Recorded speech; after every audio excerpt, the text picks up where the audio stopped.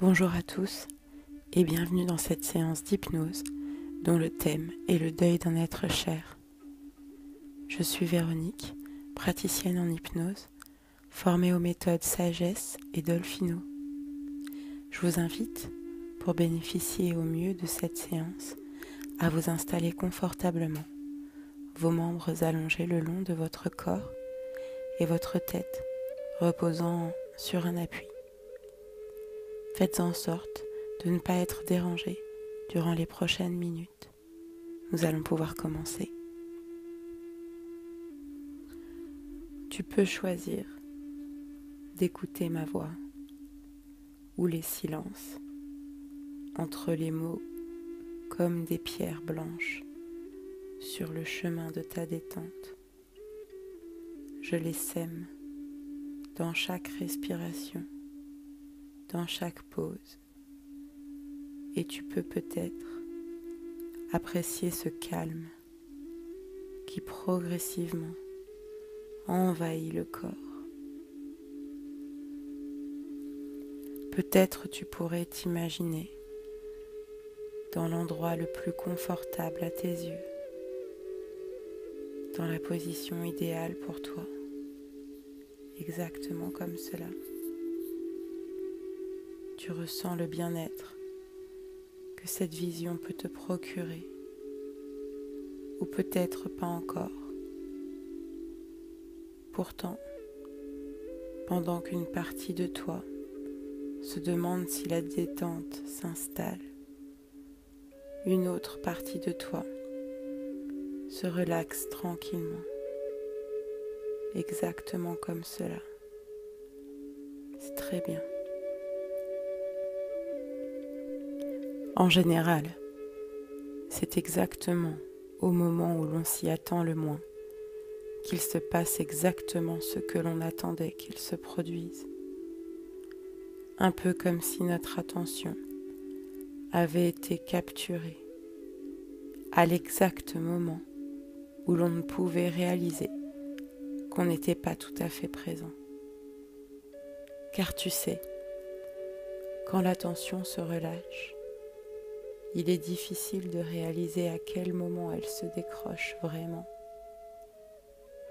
C'est un peu comme si l'attention profitait d'un hoquet de la conscience pour se faufiler. Quand on réalise qu'elle nous manque, il est déjà trop tard. Pourtant, tu peux tout à fait la laisser s'éloigner. Tu sais, moi, je ne m'adresse pas à ton conscient. Je n'ai pas besoin de ton attention. Aussi, tu peux te relâcher ou la laisser très proche de moi, peu importe. Car l'inconscient, lui, n'est jamais relâché. Il est attentif à chacun des messages de mon texte. Et il décrypte sans difficulté tous les messages cachés de l'histoire qui débute. Ton inconscient est la part la plus puissante de toi, celle qui coordonne toutes les activités de ton corps. Savais-tu qu'il traite plus de 4 milliards d'informations à la seconde ? Ce chiffre peut te faire halluciner. Peut-être même une partie de toi se demande si je ne fabule pas. Et une autre au fond est complètement conquise. Pendant que ton mental analyse ces informations, ton cœur a déjà battu 5 fois. La température du corps s'ajuste. L'air pénètre les narines. Les oreilles sensibles au son de ma voix guettent les prochains mots. Tandis qu'une autre part, elle, sait qu'elle est entre de bonnes mains. Je ne sais pas toi, mais moi je ne crois pas au hasard. Une de mes phrases préférées est qu'il n'y a pas de hasard, mais que des rendez-vous qu'on ne sait pas lire. Ils sont nombreux ces rendez-vous que l'on a dans nos vies, à commencer par celui de notre naissance, dont on ignore tout jusqu'à la seconde où le travail se met en marche.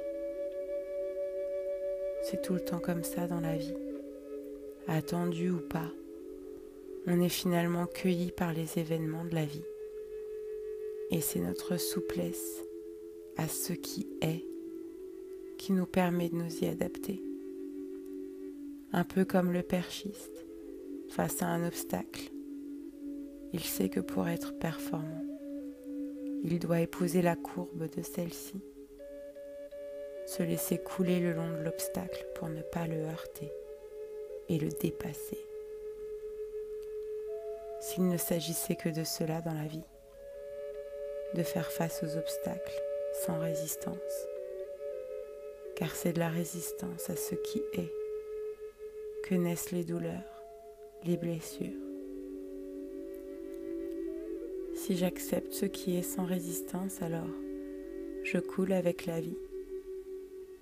Je suis dans son cours. Je fais corps avec elle. Alors même si une partie de toi voudrait résister à l'absence, une autre sait qu'elle n'en a pas le pouvoir. Cette séance va te permettre de lever l'ancre, de laisser cette partie de toi comprendre qu'il faut parfois laisser ceux que l'on aime s'en aller et chérir leurs souvenirs, les absents à jamais vivants dans la mémoire des vivants. J'aimerais te raconter l'histoire d'un vieux sculpteur qui répondait au nom de Michael. Il vivait depuis de nombreuses années dans son atelier, au centre du village, sous les combles. Autrefois, il était un sculpteur de talent. Aujourd'hui, son activité principale, pour tout te dire, c'était plutôt les vitraux. Il n'en était pas mécontent. Il avait trouvé cela pour lui apporter le minimum nécessaire à sa survie.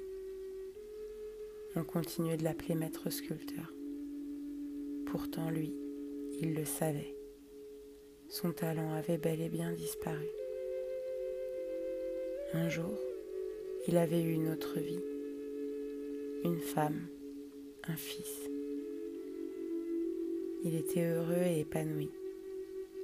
Son atelier était plein de statues, plus vibrantes les unes que les autres. Michael avait très tôt manifesté un don pour la sculpture.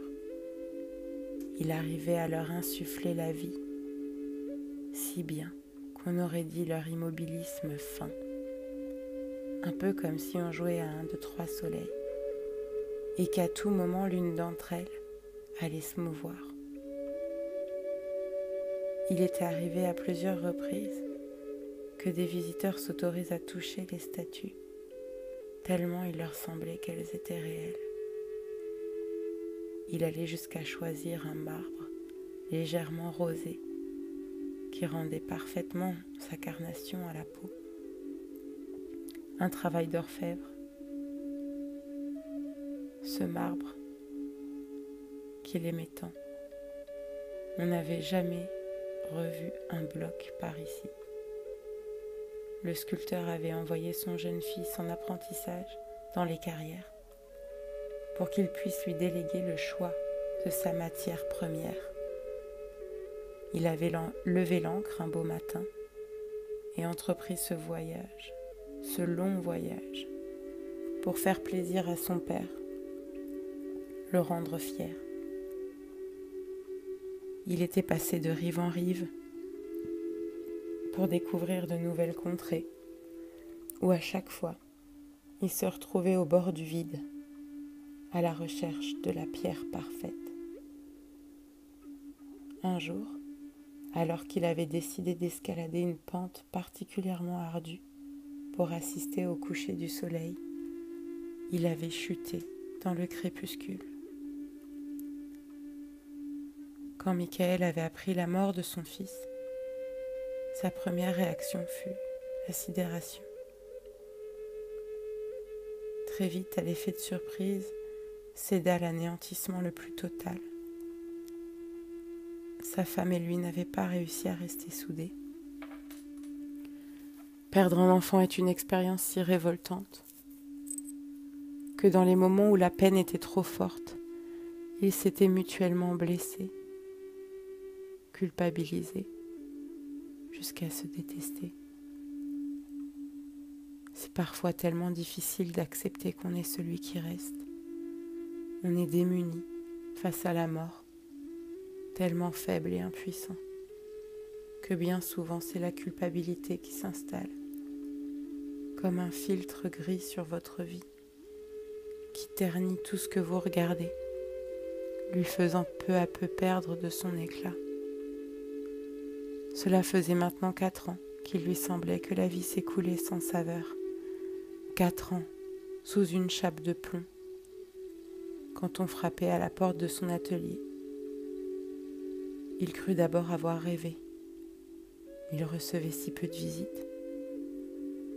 Pourtant un homme se tenait, là, devant un immense bloc de beau marbre qu'il n'avait jamais vu. C'était le propriétaire de la carrière. Il avait fait tout ce chemin pour lui faire ce cadeau, de la part de son fils.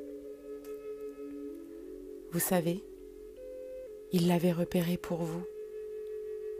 Il se faisait une joie de vous le ramener pour vous en faire la surprise. Il m'a dit que vous connaissiez le secret de la vie, que vous le captiez dans chacun de vos travaux de sculpture. Cela faisait si longtemps qu'on ne lui avait pas parlé de son fils. Il se rendit compte que cela lui avait manqué. C'était étrange. Bien sûr, c'était toujours difficile de savoir qu'il ne pourrait pas le serrer sur son cœur. Mais enfin, il pouvait penser à lui, sans que la douleur ne soit insupportable. Et les images de vie se succédaient. Sa naissance, sa première nain, les nuits à le bercer. Et soudain, c'est comme s'il était là. Il vit son enfant sous ses yeux, passer entre les projets inachevés de son père dans l'atelier. Il lui semblait qu'il le regardait, avec un peu de reproche dans le regard. Et puis il entendit, au fond de lui, sa voix cristalline qui lui disait « Papa, c'est ta vie. C'est toi qui la sculptes. » Ce jour-là, Michael a remercié chaleureusement le marchand. Il a ouvert toutes les fenêtres de son atelier. Il a laissé entrer la lumière et inspecté le bloc de marbre immense, parfait. Et puis il a débuté là 1 an de travail. Une des plus belles statues qu'il n'ait jamais faites, où il a rendu vie à son fils sous la forme d'un splendide éphèbe de marbre. Cette statue, il l'a offerte à son épouse et ils lui ont trouvé une place parfaite pour elle, à l'ouest, pour qu'il assiste chaque jour au coucher du soleil. On peut lire sur une plaque à ses pieds: nous ne pouvons jamais perdre ce qu'un jour nous avons apprécié. Tout ce que nous aimons profondément devient une partie de nous-mêmes.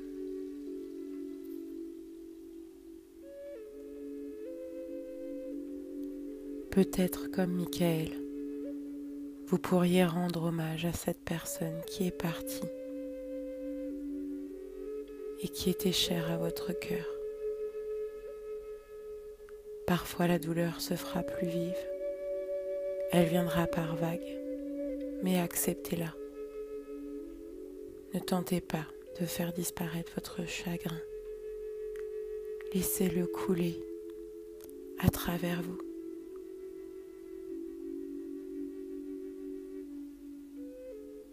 Vous êtes en train d'allumer de petites bougies pour cette personne qui nous a quittés. Et sur l'écran en face de vous, vous pouvez voir des images défiler. montrant les plus beaux moments de sa vie, ceux qui lui ont apporté le plus de joie et de bonheur. Et par la simple pensée, vous pouvez ajouter les images de vos bonheurs partagés ensemble et tous ceux auxquels vous avez assisté. Les images se succèdent sur l'écran. Vous vous voyez tous les deux souriants. Vous pouvez voir que vous avez participé à son bonheur en croquant la vie à pleines dents. C'est ainsi qu'il convient de se souvenir de ce que l'on aime et que l'on prolonge nos vies de joie, de bonheur, d'amour. Maintenant, le travail de deuil s'effectue. Votre inconscient fait tous les changements nécessaires et les souvenirs de bonheur partagé remplacent ceux de tristesse. Imagine-toi d'ici quelques semaines, tu ressens davantage d'énergie et ce vide en toi se fait moins présent. Tu reprends goût au petit bonheur simple et même parfois, tu penses à cette personne qui te manque, aux souvenirs partagés, le sourire aux lèvres, même s'il y a toujours de l'émotion. Tu sens sa présence dans ton cœur qui veille sur toi.